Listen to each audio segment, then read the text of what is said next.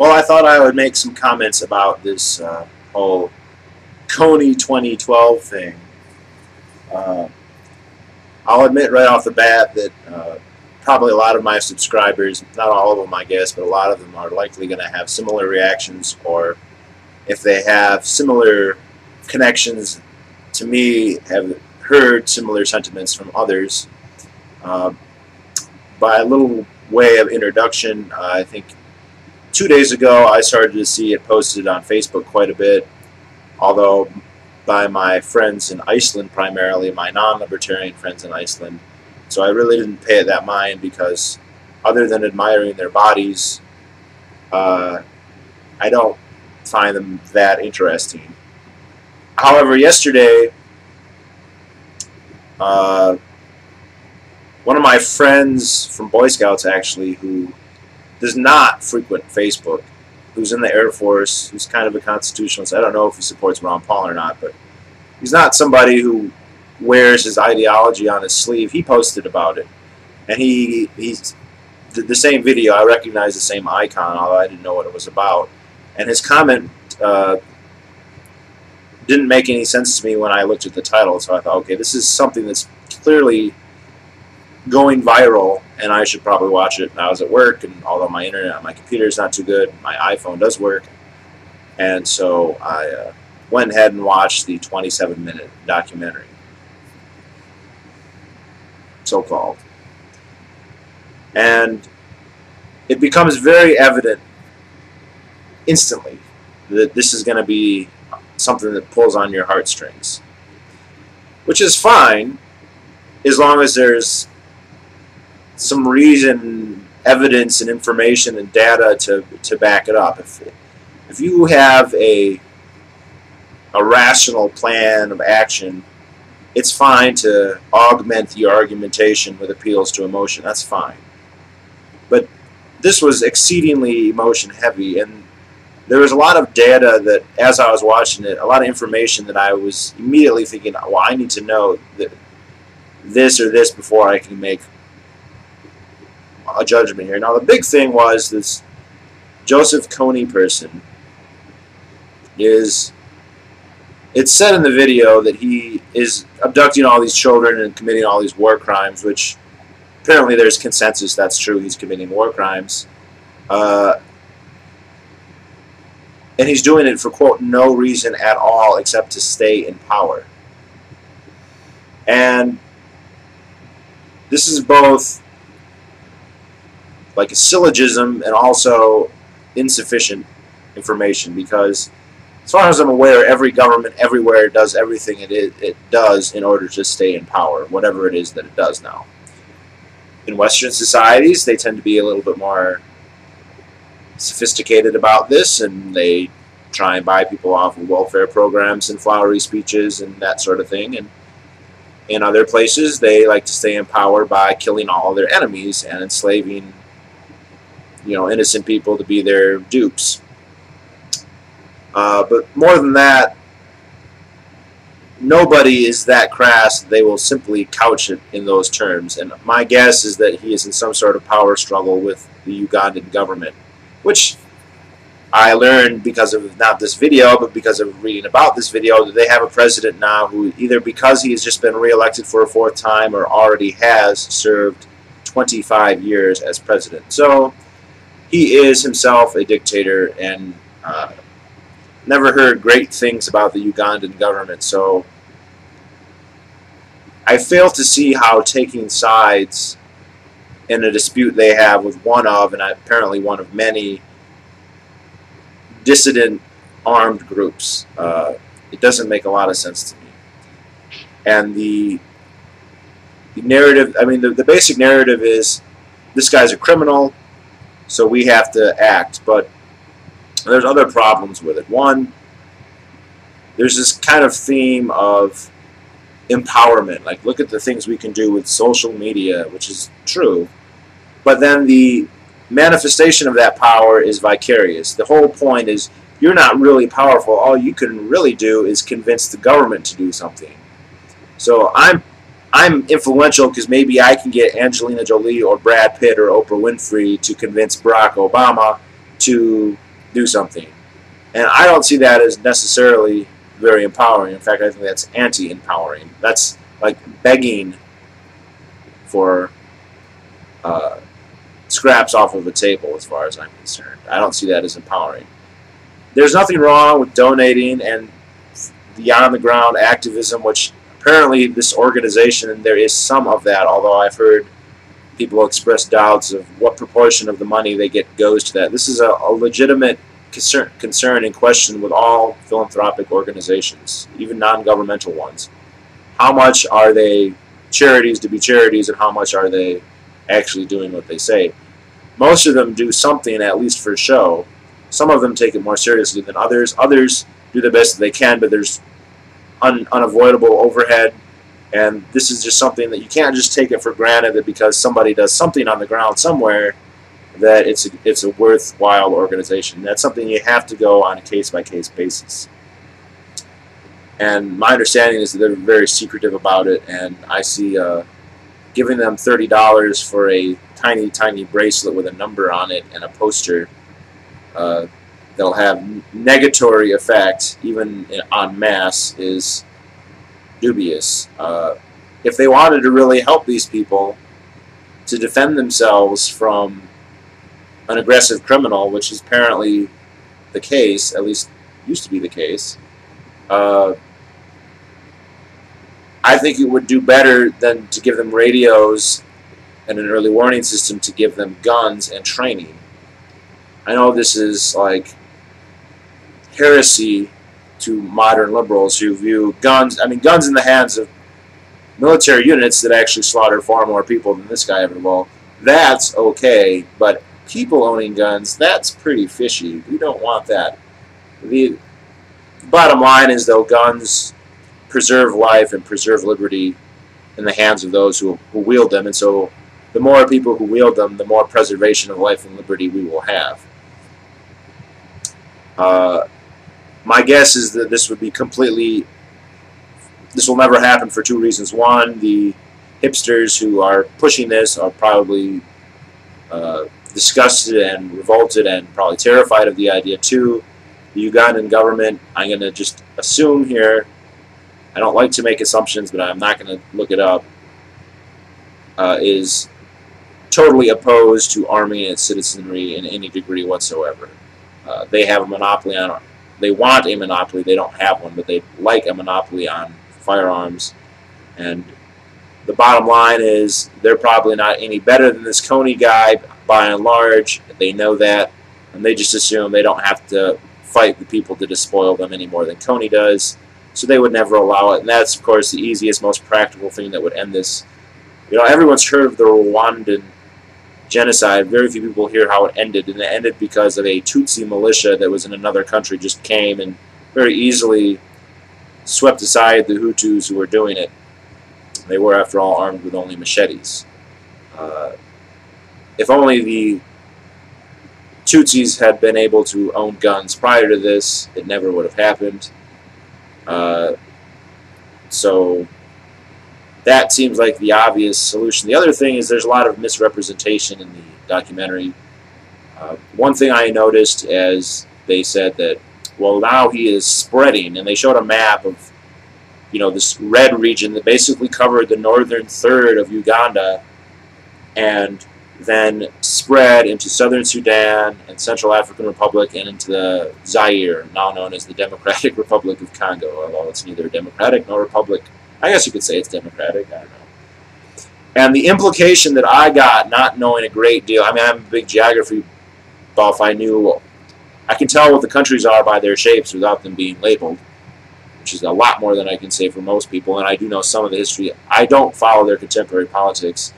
And the way it looked to me is that this Kony guy has basically conquered and is ruling northern Uganda and is now ruling half of the Central African Republic and huge swaths of these other areas. That's what the graphic looked like. That is the implication. They say that he's, quote, spreading. Apparently a far more accurate verb for his activities would be retreating or fleeing or hiding.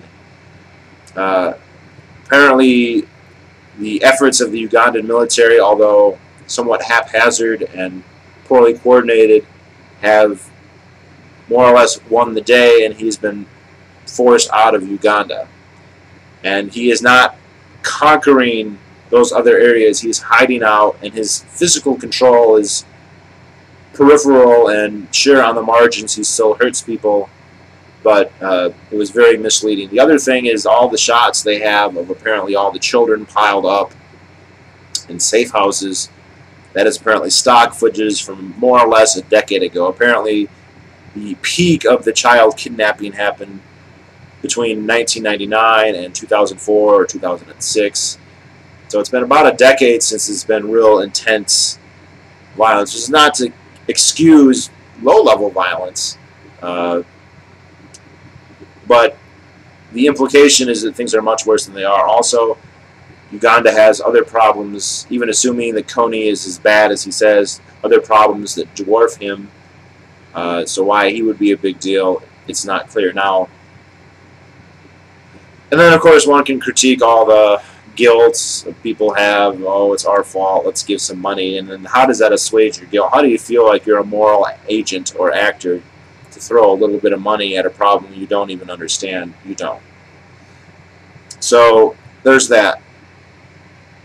The other thing, though, that really bothered me more than any of this is that the specific policy that they advocated was U.S. military involvement in Uganda. Now, they specified a degree as well, but you could tell that they would like more because they want, for starters, advisors. But we all know that it never ends where it starts when this is involved. Now, actually, a couple months ago, I had heard about this. I had heard about the deployment of U.S. troops to Uganda as advisors. I didn't hear that it had any connection to Kony. I heard that it was to help the government fight rebels. Not specifying Kony. And I heard it on anti-war radio, which are people who really do care about violence and killing and bloodshed. And all that's emotive and everything, but then they like think about it and say, okay, this is what's really happening. Be well informed. And that's how I actually originally heard about it. But I can say that the fact that they are calling for this military intervention is music to the ears of some of the most unscrupulous, bloodthirsty war profiteers in the world, if not in world history. To such a degree, there's a coincidence of interests here that's so high that I couldn't help but be very suspicious that this whole thing is being orchestrated by, I don't know, the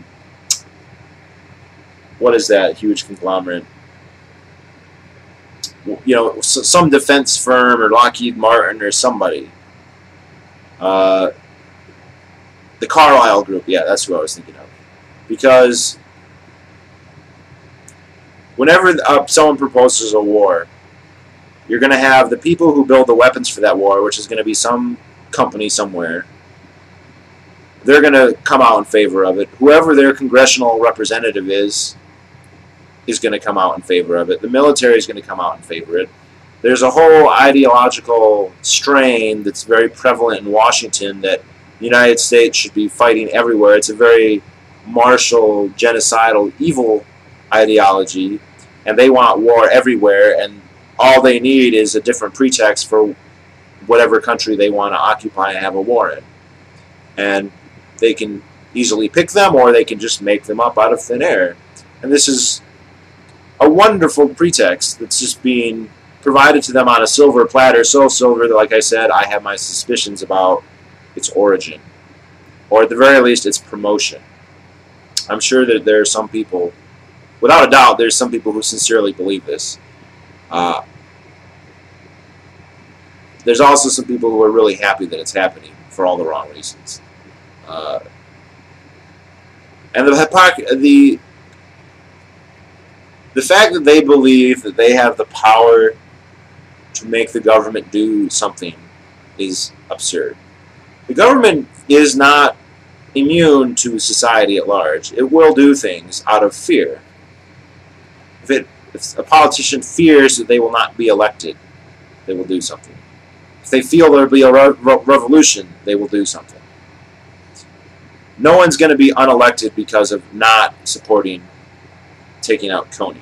Nobody. It's not an issue. I don't care how many of those bracelets they see or how many dozens of calls any specific congressman gets, or hundreds or even thousands.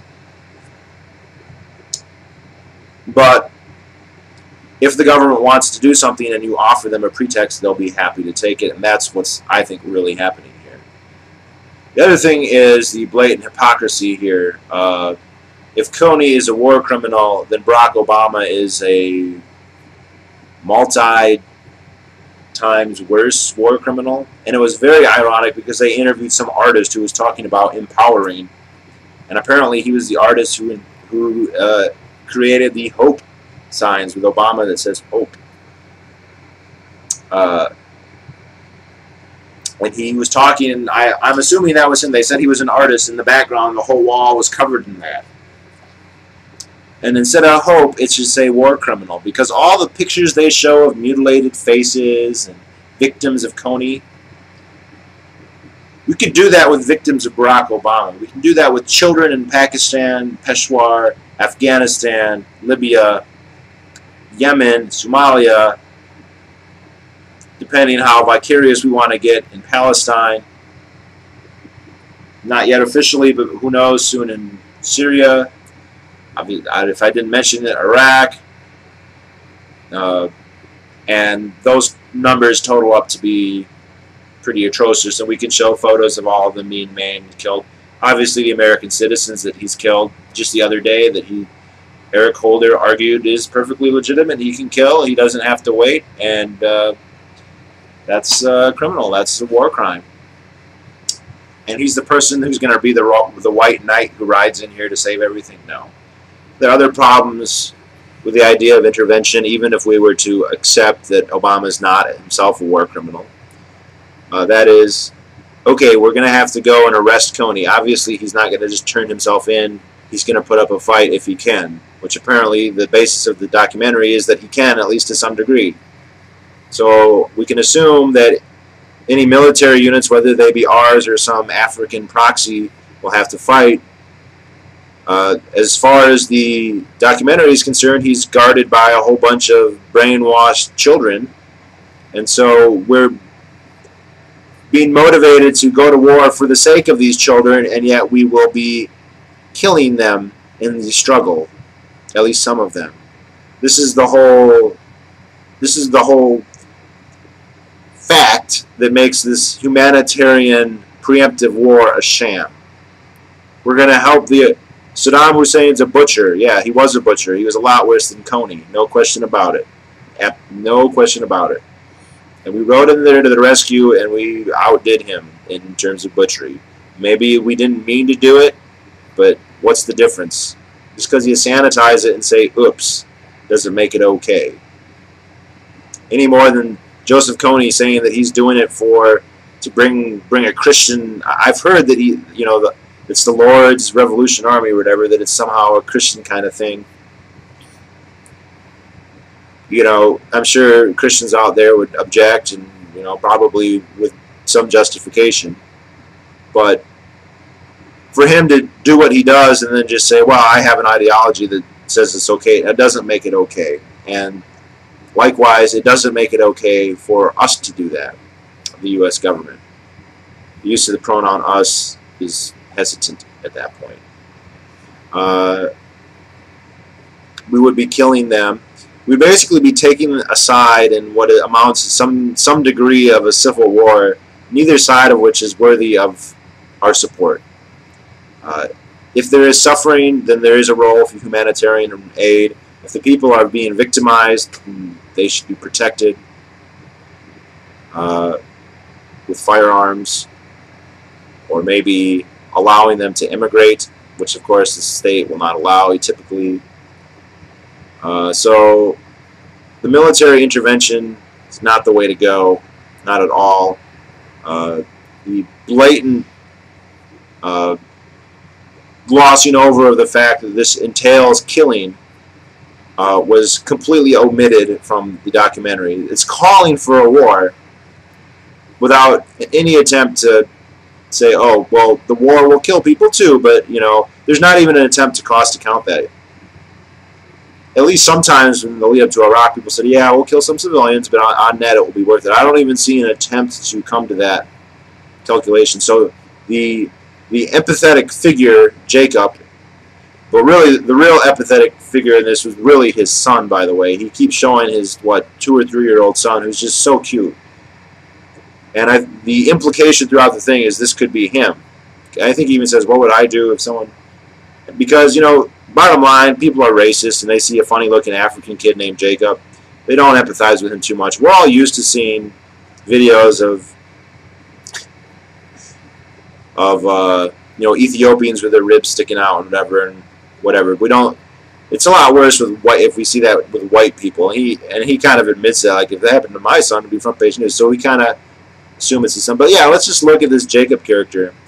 So Jacob doesn't work in the slave army anymore for Kony, but other people do, and so those people, just tough for them, they get to be shot in the head by the Navy SEALs or killed by a Predator drone, or much more likely, random third parties who aren't in Kony's army, who don't have anything to do with it, or are perhaps themselves victims of him, and they'll get blown up too. And all the while, the Carlyle Group and Northrop Grumman and Lockheed Martin will make a killing, and Barack Obama will get to act like he's a humanitarian by butchering people, even though the humanitarian situation in Uganda will be either the same or worse, even though he will be aiding somebody who is a dictator. If they took 1/10 of the negative propaganda they put out there about Iran and they applied that scrutiny to Uganda or Central African Republic or Sudan or any number of these other countries, they would actually come up with a much stronger casus belli than they are with Iran.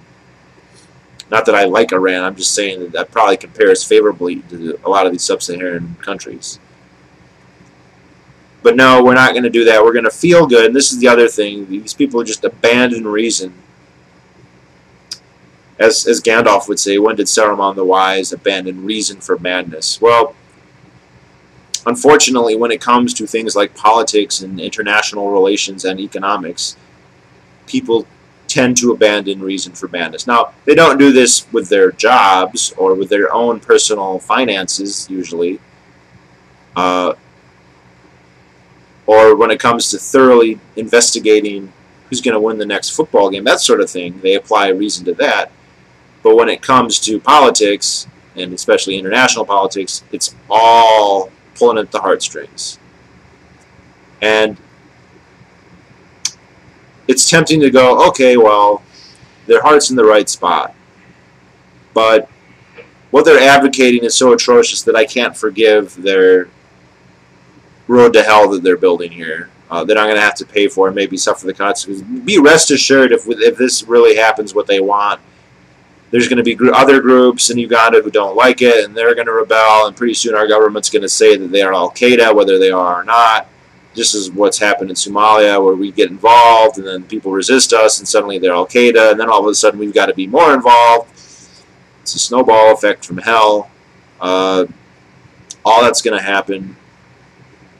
Obviously, people who don't want to be involved shouldn't be forced to pay for it. Of course, that's the whole taxation is theft and involuntary coercion that these morons never grasp or even care to think about, because it's the unseen, right? You don't see the things we never buy or can because we're made poor. And none of this, unfortunately, the main counter to anything and everything I've said or to other people have said, and again, I'll reiterate, I'm certainly not the only person saying this, is you're just being apathetic. When really I'm saying no, what you're offering, what you're proposing to do is at best no better, and in all likelihood much worse than the current situation already is at. If they really wanted to get him, I saw somebody post this, why don't they collect all this money and then put a bounty on his head? That would probably be the best way to kill him.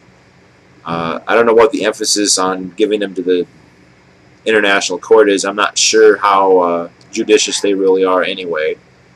So there's lots of war criminals out there. This Kony guy, maybe he's more flamboyant than most, but he's certainly not the worst when it comes to quantity. Certainly not a threat to us. If he is a threat to the people in Uganda, I wish that the government of Uganda would stop tying their hands and allow them to arm themselves. Although apparently the threat that he poses to Uganda is relatively minimal at this point, contrary the exaggeration graphics used in the documentary. So, yeah, I mean, it's also it's been pointed out, what they are advocating already happened. That's what makes you think that the whole thing is just a scam for money, or a scam to enlarge our activities there, because the advisors are already there and nobody has proposed removing them, ever. Nobody talks about defense cut spending, really. I mean, yeah, there's exceptions who we all know. Who, interestingly, footage of him was included in the video. And if you don't know who I'm referring to, well, I'm assuming you all do. But anyway, Republicans, yeah, they talk about fiscal conservatism, but they don't cut the budget for the military, ever. And if you say, well, we need troops in this country, they don't even need to know the name of the country or the circumstances. They approve. They approve. And there's been a really horrible record here of we need to intervene for humanitarian reasons, and then because if we don't, X number of people will die. This is explicitly happened in Libya, and it's going to happen in Syria real soon, it sounds like, where we got to intervene, or else if we don't, when Gaddafi takes over this city, I forget what it was, someplace in Cyrenaica, I think, he's going to kill 5,000 people. Well, way more than that many people have been killed since we got involved. And I don't know, I think the same thing's about to happen in Syria. The government there apparently is fighting its resistance movements. To what extent they're supported by foreigners, I don't know. To some extent, to what extent, I don't know. I suspect that there's a lot of genuine discontent, you know, because well, I don't want to make a video about Syria, but eventually the call is going to be, and I see this in the news right now. I was just watching the other night, Wolf Blitzer, the massacre in Syria, and maybe those are not inaccurate terms to describe what's going on, but they're also loaded terms. And the whole point is to say, we need to stop the massacre, and then once we do, there'll be a much bigger massacre, but since that wasn't our stated intention, I guess it's okay.